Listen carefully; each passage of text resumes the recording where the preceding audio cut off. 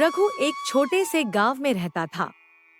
गांव की सुंदरता और शांति उसकी जिंदगी का हिस्सा थी। उसके परिवार में उसकी पत्नी सुशीला और दो छोटे बच्चे थे।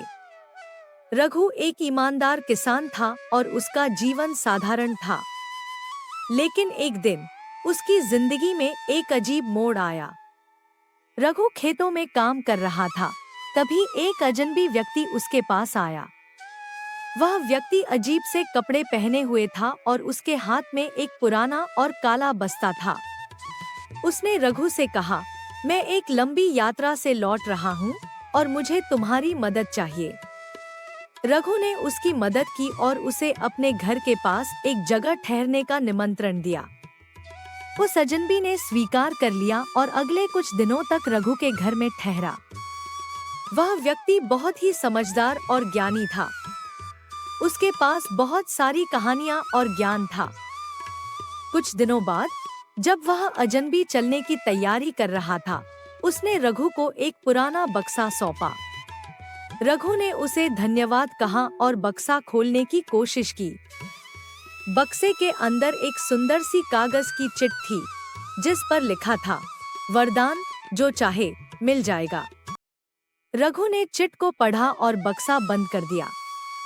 वह नहीं समझ पा रहा था कि इसका क्या मतलब है, लेकिन उसके मन में यह सवाल उठने लगा कि क्या वाकई इस चिट में कोई शक्ति है।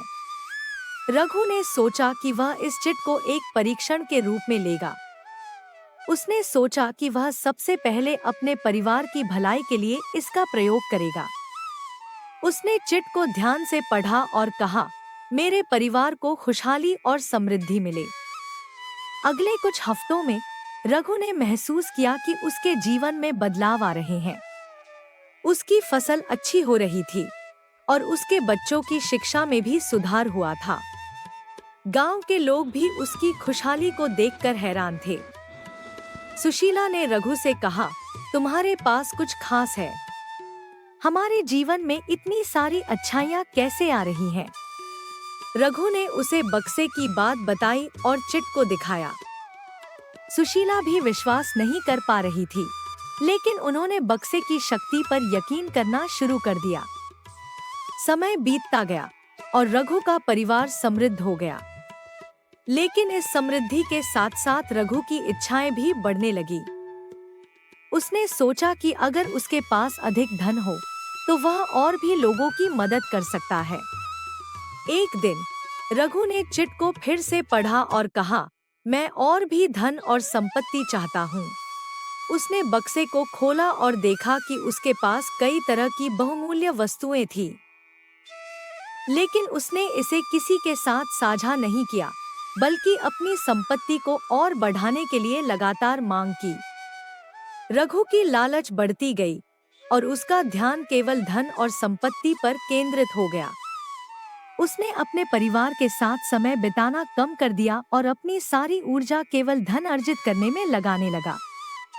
रघु की बढ़ती लालच ने उसके जीवन में संकट ला दिया। गांव के लोग उसकी बढ़ती संपत्ति को देखकर जलने लगे और उनके मन में ईर्ष्या का भाव उत्पन्न हो गया। एक दिन गांव में एक भयंकर बाढ़ आ गई, जिसने रघु के खेतों और घर को बुरी तरह से प्रभावित किया। रघु ने अपनी सारी संपत्ति खो दी और उसकी हालत बहुत खराब हो गई। उसकी पत्नी और बच्चे भी संकट में थे। एक दिन जब रघु बक्से के पास बैठा था और अपनी खोई हुई संपत्ति को याद कर रहा था, तब उसने बक्से की चिट को फिर से पढ़ा। उसने देखा कि चिट पर लिखा था, स्वार्थ और लालच से दूर रहो। रघु ने समझा कि उसकी समस्या उसकी खुद की लालच और स्वार्थ से थी। उसने अपने परिवार के साथ मिलकर कठिनाइयों का सामना किया और अपनी जिंदगी को नए सिरे से शुरू किया। उसने बक्से को खोला और चिट को ध्यान से पढ़ा। उसने अपनी इच्छाओं को नियंत्रित किया और सिर्फ परिवार की खुशहाली की कामना की। धीरे धीरे रघु की जिंदगी में सुधार आया। उसके खेतों में फिर से फसल हुई और उसके परिवार के सदस्य भी खुश रहने लगे। रघु ने अपनी पुरानी संपत्ति को छोड़ दिया और अपने जीवन को साधारण और शांतिपूर्ण ढंग से जीने का निर्णय लिया।